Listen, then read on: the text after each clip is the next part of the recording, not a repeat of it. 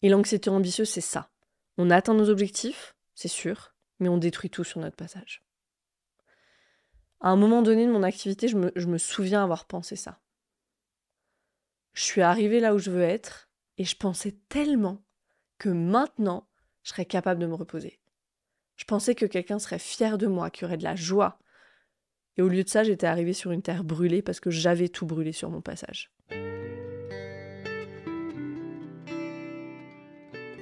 Bienvenue dans Pas de soucis, le podcast pour se libérer de l'anxiété avec Camille Thomas. Je suis Camille et avant d'être coach de santé, j'ai été une grande anxieuse. Je me suis libérée de l'anxiété le jour où j'ai compris que ce n'était pas dans ma tête. Pas de soucis, c'est le podcast pour celles et ceux qui sont fatigués par tout ce qu'ils ont essayé et qui savent qu'ils ont le pouvoir de guérir de l'anxiété naturellement. Alors si tu veux vivre sans anxiété et que tu as l'intuition qu'on ne t'a pas tout dit, ce podcast est pour toi.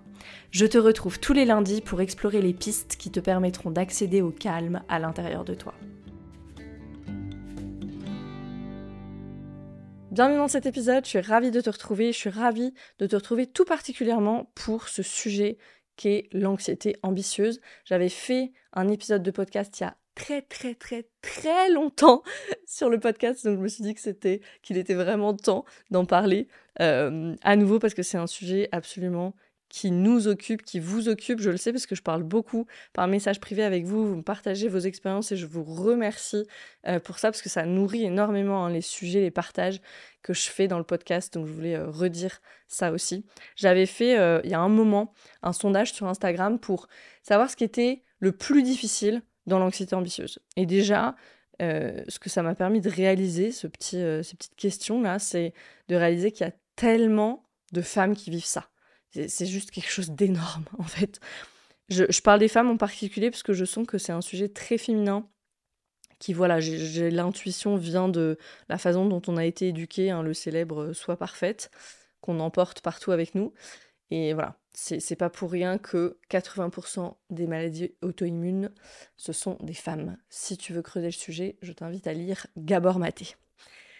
Il y a des personnes dans le sondage qui ont parlé de surpréparation, de procrastination, d'autres du fait qu'elles se lançaient dans tous les sens, dans plein de projets sans rien amener jusqu'au bout. Et puis du coup, elles s'épuisaient. D'autres encore qui parlaient du fait de douter d'elles-mêmes en permanence, du fait d'être toujours en avance aussi, surtout de toujours prendre la responsabilité des choses, de paraître tellement organisées alors qu'en coulisses, elles ont l'impression d'être sous l'eau tout le temps. Voilà, il y avait vraiment tout ce spectre de toutes ces expériences-là. Et je voulais partager ça en début d'épisode et puis te redire vraiment que si c'est quelque chose que tu vis, tu n'es pas seul. Je veux le redire parce que le truc avec l'anxiété ambitieuse, c'est que on peut avoir un grand sentiment de solitude. Ça fait partie, en fait, de la définition même de ce que les anglo-saxons, ils appellent la high functioning anxiety. C'est de ça dont je parle dans cet épisode. Je l'ai rebaptisé anxiété ambitieuse parce qu'il n'y avait pas vraiment de bonne expression en français. Mais voilà, les personnes qui ont cette high functioning anxiety, donc qui souffrent d'anxiété ambitieuse, c'est vraiment des personnes qui, au vu du monde extérieur, connaissent le succès, gèrent, ok, c'est vraiment les personnes qui gèrent. Et donc c'est une souffrance qui est complètement invisible et qu'on tait parce qu'on a l'impression que sinon tout va s'écrouler. Ça, ce sont les personnes qui me disent, si je ralentis, j'ai trop peur de jamais réussir à me mettre en mouvement, même à sortir de mon lit, où j'ai peur de plus pouvoir performer au niveau où je performe, de plus pouvoir faire autant de choses. Voilà, c'est vraiment ça. Et breaking news, ça sera le cas. Si tu travailles à te libérer de l'anxiété ambitieuse, moi je peux témoigner, je peux plus faire autant de choses que je faisais avant. Sauf que ça a été un processus d'en arriver là, et une grande partie de ce processus, ça a été de travailler avec les couches de honte que je portais à l'intérieur de moi. Parce que cette carapace de celle qui réussit toujours, qui est sur tous les fronts, c'est ça qu'elle protégeait, en fait. C'est la honte qu'il y a derrière. Et vraiment, moi, les gens me disaient « Ah, mais toi, Camille, je sais pas comment tu fais, je t'admire tellement, mais de toute façon, tu vas réussir, tu réussis toujours tout. » Et c'est vraiment un cercle vicieux qui s'installe parce que les gens commencent à ne te voir plus que pour ça, pour ce que tu produis, pour cette image de la personne qui gère en toutes circonstances et qui, voilà, selon les cas, ou les active, et du coup ces personnes-là, elles s'éloigneront, ou les inspire. Et ça, c'est les personnes que tu auras autour de toi. Donc, plus tu es dans cette stratégie d'adaptation, parce que c'est ce que c'est, l'anxiété ambitieuse, plus tu reçois de validation extérieure, parce que la productivité, elle est hyper valorisée aujourd'hui, plus tu commences à avoir des confirmations de tous les côtés que c'est la bonne solution. Les gens m'admirent, les gens m'aiment, c'est ce que j'ai toujours voulu, c'est ce dont j'ai besoin, surtout pour garder bien loin les parts de moi qui se sentent nulles, qui se sentent seules, qui se sentent pas à la hauteur, autrement dit les parts de moi qui portent cette onde toxique. Tout est parfait. Mission accomplie. Et avec le temps, c'est de plus en plus difficile d'essayer de faire autrement. En tout cas, moi, mon expérience, elle a été celle-là. Et c'est drôle parce que d'un côté, j'ai toujours fait ce que j'ai voulu. J'ai été dans le meilleur master de droit de France et je suis partie. Et ça a suscité l'admiration aussi. Ah, Camille, elle est tellement libre, elle s'en fiche de ce que pensent les autres, de la société, alors que moi, j'étais terrorisée à l'idée qu'on pense quelque chose de mal de moi. Mortifiée même. C'était impensable, en fait. C'était impensable qu'il y ait quelqu'un qui pense du mal de moi.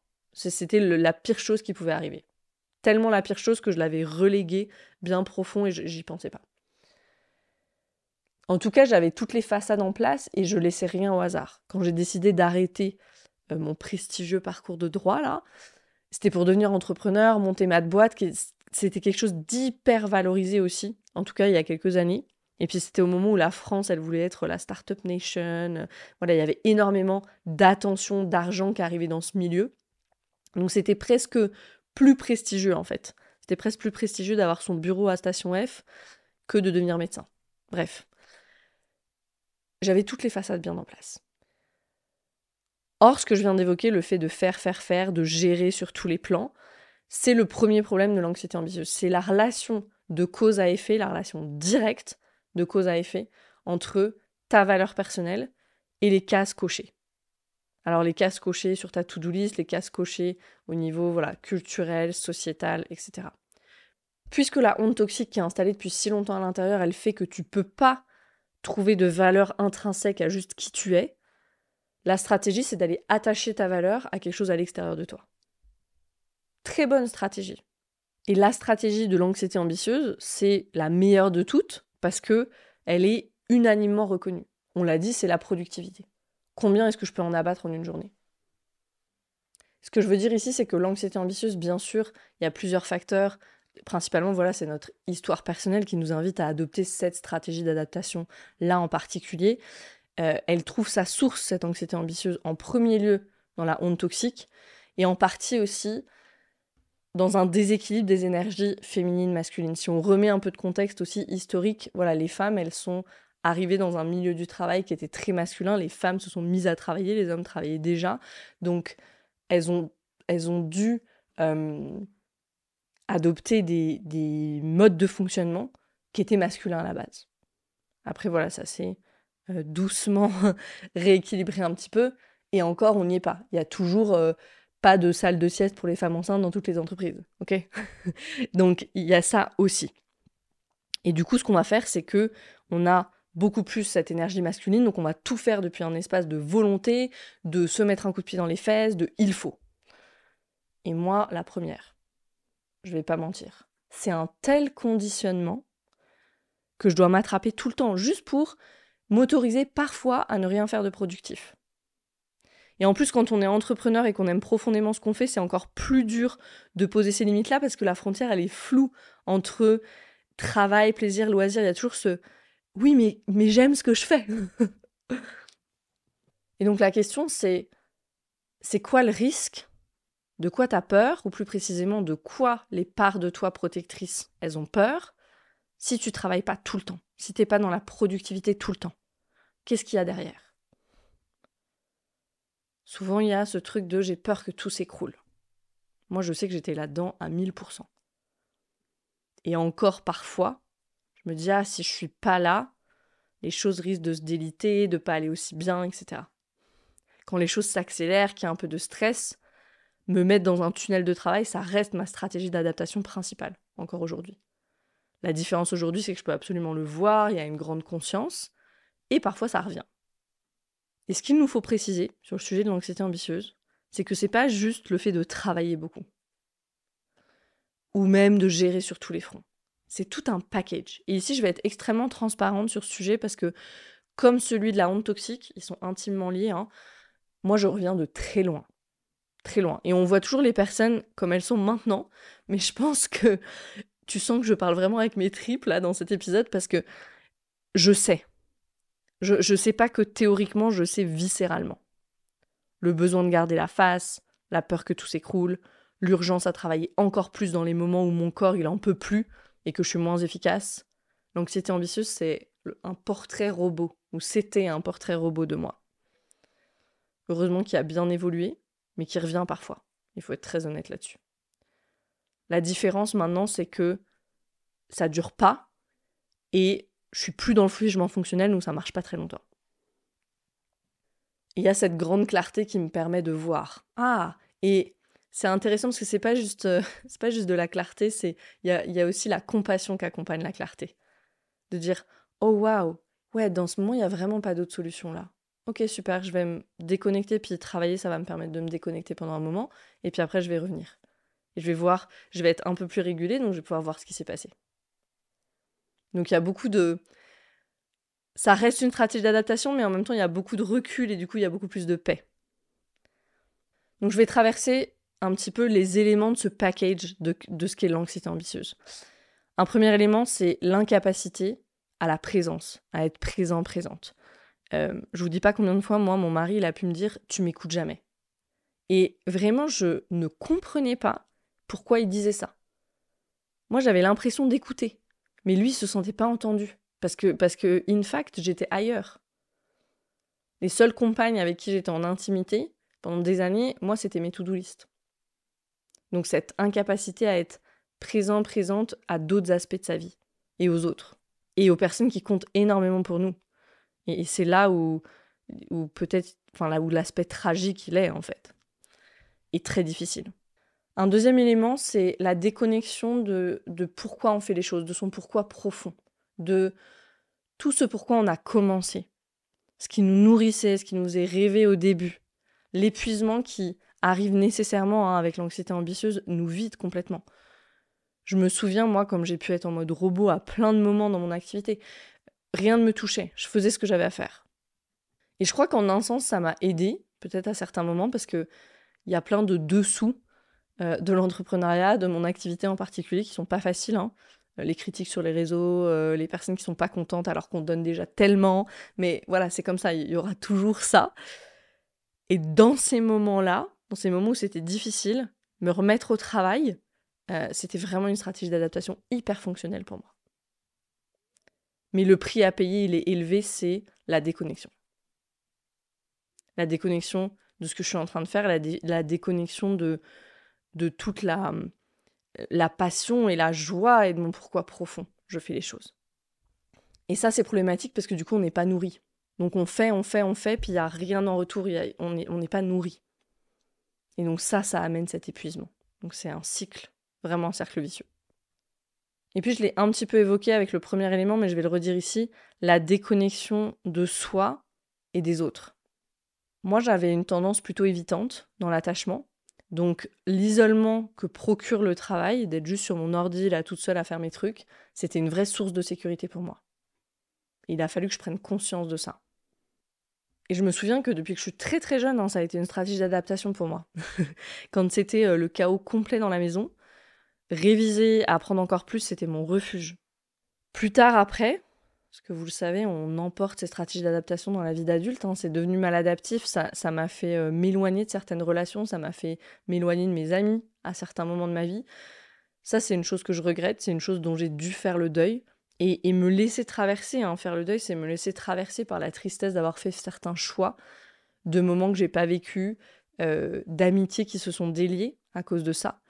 Et je suis toujours triste quand j'y pense aujourd'hui, et en même temps, j'ai une grande compassion pour cette version de moi qui ne pouvait pas faire autrement dans ce moment-là, parce qu'il y avait trop d'activation. L'anxiété ambitieuse, c'est aussi de la dérégulation constante, parce qu'il y a ce stress chronique constamment. Donc avec des symptômes physiques, des douleurs de dos, ça peut être une digestion perturbée. Moi, j'avais de l'eczéma partout, j'avais constamment mal dans le bas du dos sans qu'il y ait rien de mécanique. J'avais des trapèzes en béton. Et j'allais chez l'ostéo, mais ça m'aidait pas. Ça m'aidait sur le moment, mais ça revenait toujours. Donc il y a tous ces symptômes physiques aussi, hein. Il y a bien sûr la fatigue, j'ai évoqué un petit peu l'épuisement, mais la fatigue, voire même qui va jusqu'au burn-out, les surrénales qui n'en peuvent plus. Ça aussi, à plein de moments, je me souviens, j'avais même plus l'énergie pour des choses qui me plaisaient. Combien de fois avec mon mari, arrivé vendredi soir, on n'a encore rien prévu pour ce week-end. Parce qu'on n'avait plus d'énergie, plus d'espace mental pour prévoir quoi que ce soit. Et donc, le week-end, on était à la maison et on finissait par travailler. Des mois et des mois, ça a été comme ça. Et ça, avec le temps, ça affecte beaucoup le moral. Et je me dis qu'heureusement, j'avais aussi le concept de ressources qui était très clair en moi, grâce à la somatic experiencing. Et malgré cette stratégie d'adaptation hyper forte, j'avais une grande conscience des moments où j'étais sans ressources, sous-ressourcée. Et ça m'a vraiment permis de faire des breaks et de voilà, prendre des pauses, parfois juste avant que ça n'aille trop loin. Et bien sûr, on choisit un contexte. Moi, j'ai toujours choisi des environnements de travail hyper stimulants où il y a toujours quelque chose à créer, il y a toujours quelque chose à faire, il y a toujours un prochain objectif à atteindre, que ce soit les études avec les examens hyper exigeants à passer, que ce soit monter une entreprise, l'entrepreneuriat, le marketing de réseau, que des environnements où, si on veut ne jamais s'arrêter, eh ben on peut ne jamais s'arrêter. Et ça matchait complètement l'état de mon système. L'activation sympathique constante, droguée aux hormones du stress, malgré voilà, ce figement qui était sous-jacent. Vraiment ce figement ultra fonctionnel. J'imagine qu'en écoutant, vous êtes peut-être nombreuses d'entre vous qui se reconnaissent dans ce portrait robot. Et voilà, j'espère que ça vous permet de mettre un doigt ou mettre une plus grande conscience sur ce qui se passe pour vous et que vous réalisez que vous n'êtes pas seul aussi. Juste si vous réalisez ça, j'aurais rempli ma mission avec cet épisode. Parce que je crois que c'est vraiment une des choses les plus difficiles, ce sentiment profond de solitude dans l'anxiété ambitieuse, parce qu'il faut qu'on garde la face de tous les côtés. J'ai parlé du travail, j'ai parlé des loisirs, j'ai parlé des temps de pause pour lesquels il n'y avait plus de place. Et après, il y a aussi la situation où même ce qu'on appelle le self-care, de voilà, prendre soin de soi, ça devient une obligation, une case à cocher. Est-ce que vous avez vécu ça ? Je sais que pour beaucoup d'entre vous, la réponse est oui, parce qu'on en a parlé. Genre yoga, allez, check. Gommage du visage, check. Écrire dans mon journal en diffusant des huiles ou en brûlant du Palo Santo, check. J'adore ce que Brian Avist dit là-dessus. Je l'ai partagé dans l'épisode sur l'autosabotage, donc je vais juste redire les 2 phrases du début de la citation ici, parce que ça remet l'église au centre du village, en fait. Et ça m'a soulagée de lire ça, parce que moi j'avais toujours l'impression d'être un peu austère. quand je disais qu'il y a beaucoup de choses qui sont considérées comme voilà, prendre soin de soi, du self-care, qui sont pas des choses que je choisirais nécessairement pour prendre soin de moi. Je les considère comme du loisir, mais pas du soin. Donc je vous lis ce qu'elle dit. Et ça vient de son livre The Mountain is You, donc je l'ai traduit ici dans mes notes. Elle nous dit « L'expression « prendre soin de soi » est devenue un terme générique qui renvoie le plus souvent à des comportements qui détournent l'attention du problème réel, plutôt qu'à des actions visant à résoudre ce problème. Prendre soin de soi est l'aspect le plus fondamental de la satisfaction de ses propres besoins. Outre votre sécurité de base, vous avez besoin d'être nourri, de bien dormir, de vivre dans un environnement propre, de vous habiller correctement et de vous autoriser à ressentir ce que vous ressentez sans jugement ni répression. Donc je reformule, ce dont elle parle, c'est quand ce self-care là, ça devient des obligations parce que ça devrait me faire du bien.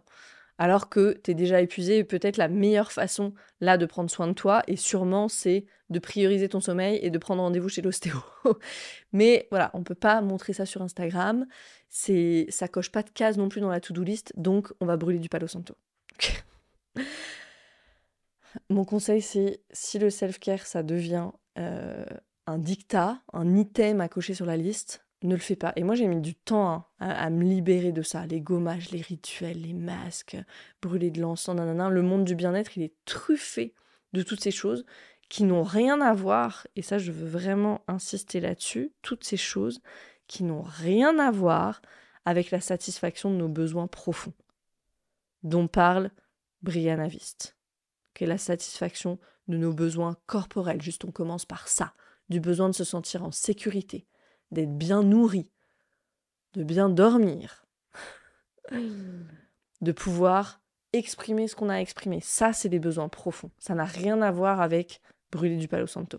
Ce qui se passe avec l'anxiété ambitieuse, c'est que souvent, on est dans le go, go, go, go, go jusqu'à ce qu'on puisse plus, jusqu'à ce que ces petits trucs-là de self-care, ça ne suffise plus. Et là, ce qu'on fait, c'est que soit on s'écroule, soit on lâche tout et on part en vacances. Je me souviens d'une de mes premières clientes en coaching qui a commencé à faire des crises d'angoisse. Elle avait fait 2 grosses crises d'angoisse dans sa vie et elle venait me voir parce qu'elle ne comprenait pas. À chaque fois, c'était en vacances, quand elle était détendue, que tout allait bien. Elle avait une brillante carrière dans le droit pour laquelle elle s'était tuée à la tâche pendant des années, des rythmes de fou au travail. Et la détente, en fait, son système ne savait pas quoi en faire. Et plus que ça, c'était une expansion bien trop intense pour son système qui était en constante contraction. Et ça, c'est typique du rythme de quelqu'un qui est employé, notamment travail, jusqu'à arriver épuisé en vacances et d'un coup, plus rien. Plus de deadline, plus d'obligations, beaucoup moins de stress du coup. Et c'est comme si le système, il était comme ça, tout contracté, ok, c'était une myrtille. Si vous m'écoutez en audio seulement, je suis en train de fermer mes mains là. Et d'un coup, il entre dans une grande expansion et on passe d'une myrtille à une pastèque. Et c'est trop. Et quand c'est trop, dans un système nerveux dérégulé, où est-ce qu'on va ? Dans notre vortex traumatique. Pour elle, c'était les crises d'angoisse. Cette notion de capacité, ok, je l'explique en détail dans mon programme Arise. Je pense que c'est le concept le plus oublié et pourtant le plus crucial quand on fait le travail avec son système nerveux. Donc justement, je veux parler un peu de comment j'ai travaillé, moi, avec mon système nerveux et puis avec les parts de moi sur ce sujet de l'anxiété ambitieuse. Au début, j'ai bien essayé de me reposer, de rester sur la plage et tout ça. Ça marchait pas. Si tu as de l'anxiété ambitieuse, peut-être que tu connais cette sensation quand tu essaies de te poser sur le canapé ou peu importe où, et que tu es envahi d'une espèce d'agitation intérieure, là, d'un besoin presque irrépressible de bouger. C'est comme si tu aimerais te reposer, mais ton corps te laisse pas faire. Et ça, c'est typiquement l'état sympathique. Quand tu es dans cet état, physiologiquement, tu dois te préparer à fuir ou à combattre, et c'est pas du tout le moment de s'installer sur son canapé avec un livre. Okay. D'ailleurs, tu peux même pas te concentrer. Moi, ce que j'ai fait au début, pour ça, c'était vraiment de planifier des temps de repos et des temps très courts de repos après avoir fait de l'activité physique. C'est la seule chose qui marchait pour moi au début. J'avais suffisamment déchargé d'énergie sympathique pour pouvoir juste me poser 5, 10, 15 minutes. Au début, ça a vraiment commencé avec 5 minutes. C'est pas une blague. Sinon, mes parts protectrices, elles me laissaient pas faire. Sur le travail avec les parts, j'ai passé beaucoup de temps avec mes parts. Je me souviens d'une séance d'IFS qui était ressortie, c'est qu'il y avait une part adolescente qui avait pris le parti de tout contrôler, de performer dans tout ce qu'elle pouvait, sinon il y avait vraiment cette peur que tout allait s'écrouler. Et ça, c'est le moment de mon histoire où j'allais partir de la maison, juste après mon bac, mes parents divorçaient, et avant la rencontre avec cette part, j'avais jamais réalisé à quel point être obligée de voler de mes propres ailes en sachant que le nid serait détruit derrière moi, en fait, et que je pourrais jamais y revenir, ça avait été extrêmement difficile, en fait. Et c'est vraiment en allant à la rencontre de cette part que j'ai pu réaliser ça, parce qu'il y a eu cet échange avec elle. Et donc, à partir de ce moment-là, de mes 17-18 ans, j'ai commencé à travailler encore plus d'arrache-pied, et je me suis plus arrêtée. Donc, ce que j'ai fait, c'est que j'ai passé du temps avec cette part. Je lui ai montré ma vie maintenant, j'ai négocié avec elle à plein de moments. Je suis allée à la rencontre des parts qui portaient de la honte aussi. Ça, j'en ai parlé dans l'épisode sur la honte dans cette série, donc je ne vais pas te détailler à nouveau, mais ça a été une grosse partie du travail. Ce qu'il y a aussi dans le package de l'anxiété ambitieuse, c'est le doute et la critique intérieure constante. Je ne l'ai pas dit dans les items du package au début, mais ça devrait y être. Le doute et la critique intérieure constante.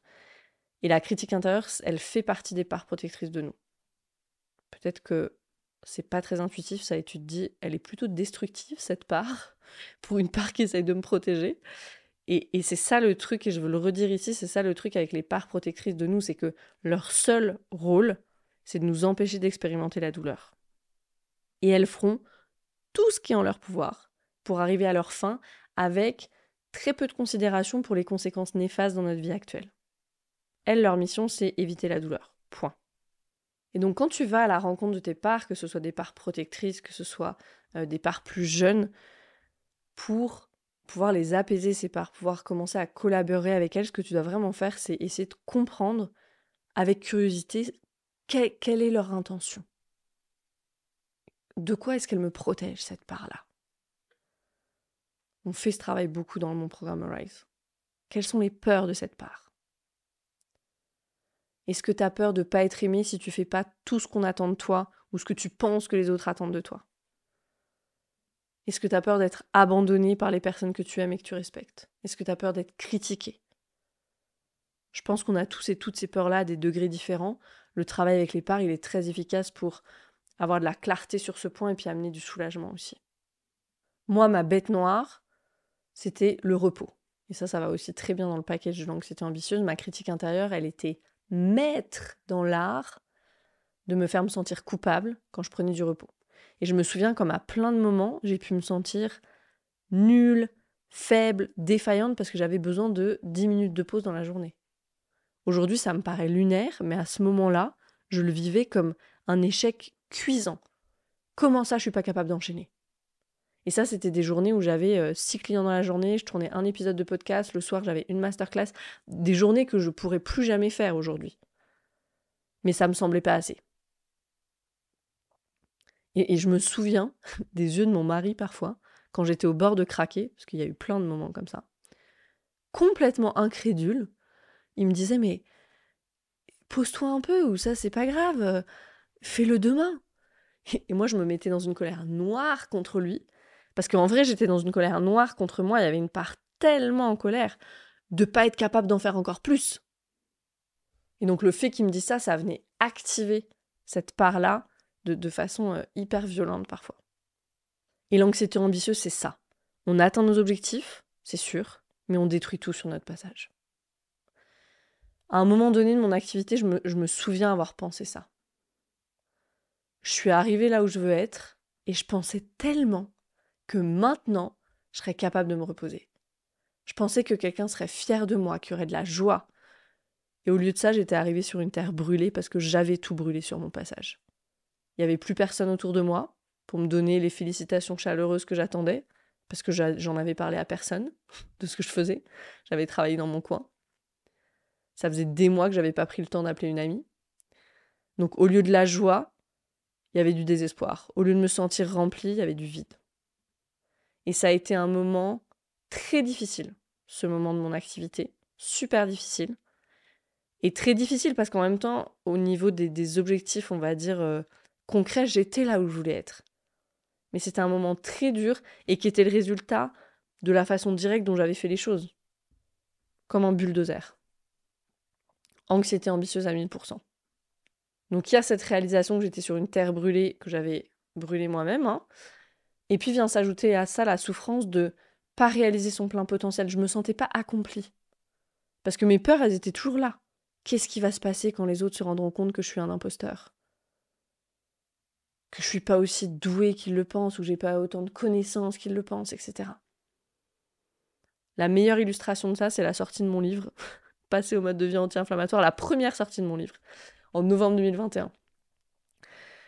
La maison d'édition m'avait envoyé quelques exemplaires en France, moi j'étais en Slovénie, et donc il y a un premier exemplaire que j'ai récupéré à Noël, et puis le reste est arrivé plus tard. J'ai à peine regardé l'exemplaire que j'avais pris avec moi, je voulais même pas l'ouvrir. J'avais réussi à me persuader que le livre il n'était pas à la hauteur, qu'il était trop basique, que c'était nul, que les gens avaient lu déjà des milliers de fois ce que j'avais écrit. Et d'ailleurs, j'ai perdu ce premier exemplaire. Encore aujourd'hui, je ne sais pas où je l'ai mis. Si ça, c'est pas un acte manqué, je sais pas. Et puis petit à petit, voilà, les messages des lecteurs, des lectrices ont commencé à arriver, les personnes toutes plus enthousiastes les unes que les autres, des personnes qui ont commencé à faire les recettes qui étaient dans le livre, à partager sur les réseaux, à me dire qu'elles commençaient à mettre en place les habitudes que je proposais dans le livre. Une voisine de ma mère qui a même solutionné des douleurs qui étaient là depuis des années en appliquant ce qui était dans le livre.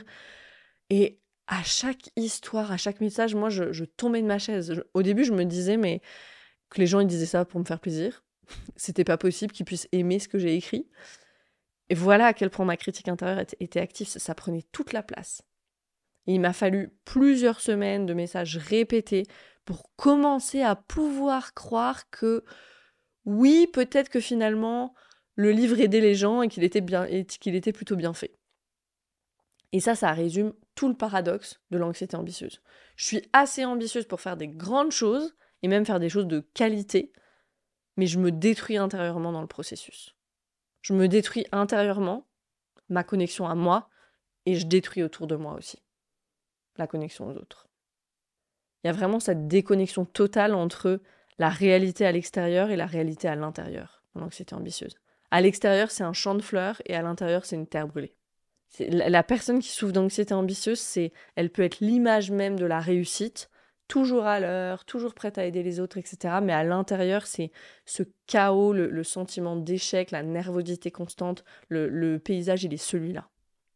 Et encore une fois, c'est pas facile parce que c'est peut-être justement ça, cette peur de l'échec, cette nervosité, cette crainte de décevoir les autres qui nous ont conduits au succès. Donc du coup, c'est notre stratégie d'adaptation qui est l'anxiété ambitieuse qui nous a rendu grand service.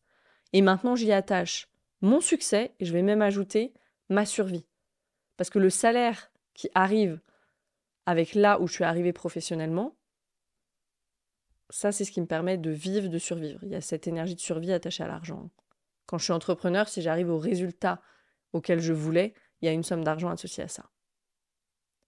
Si j'arrête d'être anxieuse, j'ai peur de ne plus me lever le matin, ou pire, j'ai peur de rejoindre le groupe de personnes qu'on a envié par moment et puis qu'on a fini par juger parce que c'était tellement inaccessible pour nous. Vous savez, les personnes qui savent ralentir, les personnes qui savent être dans l'instant présent, les personnes qui savent profiter de la vie, prendre leur temps. On peut en parler de ça. Une de nos plus grandes peurs, si on n'est pas drivé par l'anxiété, c'est de rejoindre le banc de ceux qu'on a fini par juger, toutes ces personnes-là, qui ne sont pas aussi productives que nous. Et il y a une part de nous qui est fière de cette productivité, qui voit bien tout ce que ça permet de faire. Et c'est vrai. C'est ce qu'on appelle un bénéfice secondaire. Le bénéfice au fait d'être dans cette stratégie d'adaptation-là, dans cette anxiété ambitieuse, c'est la productivité.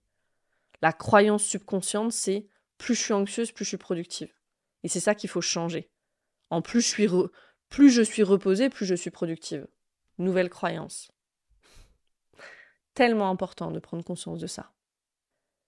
Et tellement important aussi de garder en tête que le travail le plus important, le gros morceau, ici avec le sujet de l'anxiété ambitieuse, c'est la honte toxique. Je cite ici Judith Herman, qui parle des abus dans l'enfance, dans son livre Trauma and Recovery. Elle dit « Ce sentiment malin d'être mauvais à l'intérieur est souvent camouflé par les efforts persistants de l'enfant maltraité pour être bon. Pour apaiser ses agresseurs, l'enfant victime devient souvent un excellent exécutant. Il tente de faire tout ce qu'on lui demande. Il peut devenir une personne empathique qui s'occupe de ses parents, une femme de ménage efficace, une personne qui réussit à l'école, un modèle de conformité sociale.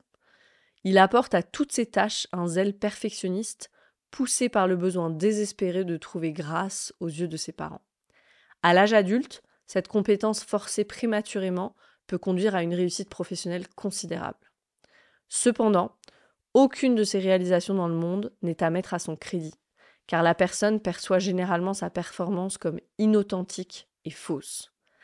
L'appréciation des autres ne fait que confirmer sa conviction que personne ne peut vraiment la connaître et que, si son moi secret et véritable était reconnu, elle serait évitée et vilipendée. Elle a tout résumé ici. Le lien entre la honte toxique et l'anxiété ambitieuse plus tard dans la vie et l'incapacité à recevoir des compliments, de la reconnaissance, etc. Parce qu'il y a cette critique intérieure qui est là en permanence. Et ça, c'est un point tellement important parce que ça nous empêche d'être nourris. Tout ce qu'on pourrait recevoir, on fait tellement et on ne peut pas recevoir. C'est la recette pour l'épuisement, ça. Faire, sans capacité à recevoir. Donc les challenges avec l'anxiété ambitieuse. Recouvrir une masse critique de confiance en soi pour pouvoir lever le pied. Ralentir pour soutenir une physiologie qui est en constante alerte, à forte dominante sympathique. Et récupérer l'estime de soi pour commencer à se célébrer, juste à voir tout ce qu'on fait et ce qu'on fait de bien. Donc des pistes. En parler. Parce que l'anxiété ambitieuse, c'est un endroit solitaire. Sélectionner des personnes qui sont vraiment là pour toi, comme toi tu en as besoin. Pas comme c'est confortable pour elles. des personnes qui ne donnent pas de conseils non sollicités, une personne qui est juste là dans la compassion. Si t'es entrepreneur, je crois que s'entourer d'autres entrepreneurs avec qui tu puisses parler de ça, c'est vraiment critique, c'est fondamental. Commencer avec du repos actif. Comme j'ai dit que moi j'avais commencé avec ça, qui est quand même utile pour que, voilà, avant que les parts protectrices elles soient OK pour du repos, pratiquer le repos actif. Peut-être c'est aller marcher, peut-être c'est cuisiner, aller faire du yoga avec une amie, aller marcher avec une amie, etc. Moi j'ai vraiment commencé par ce chemin intellectuel-là, c'est-à-dire c'est bon pour ma santé, donc c'est bon pour ma productivité. Et mes parts protectrices, du coup, elles étaient OK avec ça. Donc faire des choses vraiment inutiles, on va dire, et pas productives, ça a mis des années. Et c'est encore pas quelque chose que j'apprécie vraiment aujourd'hui. Je dois être très intentionnelle avec ça pour pouvoir le faire. Ramener du jeu. Les animaux, ils sont super pour ça. Les enfants aussi. Les enfants aussi. Ramener du jeu. Parce que le jeu, c'est un état mixte. Il y a de l'état sympathique dedans et il y a beaucoup de ventral aussi. On est en sécurité dans le jeu. Donc ça peut permettre d'être en mouvement et en même temps d'être vraiment nourri. Okay. Et puis, prioriser, éliminer. Ça a peut-être été le plus dur pour moi. J'ai eu énormément de discussions houleuses avec mon mari parce que je priorisais pas en éliminant, je priorisais en me levant plus tôt pour arriver à tout faire. J'avais énormément de résistance là-dessus. Camille, la superwoman qui arrive à en faire 10 fois plus dans une journée que tous les autres. Qui est-ce que je suis sans ça? Ok. Et ça a été une vraie, et je vais terminer sur ce point, une vraie... c'est même pas redécouverte de l'identité, c'est re-identification. Une fois qu'il n'y avait plus cette cape-là de superwoman, ok, qui je suis. Okay. Une fois qu'il n'y avait plus ce court-circuit de ma valeur, elle est en lien direct avec les cases que je coche dans ma to-do list au niveau de la société, etc., au niveau de la reconnaissance des autres ou de la reconnaissance que je pense pouvoir avoir des autres, qui est-ce que je suis? Voilà ce que je voulais te partager sur l'anxiété ambitieuse. J'espère que ça t'a donné de la clarté, que ça t'a donné des pistes et surtout ce rappel que tu n'es pas seul avec ça. Merci pour ton écoute et je te dis à très vite pour un nouvel épisode de Pas de soucis.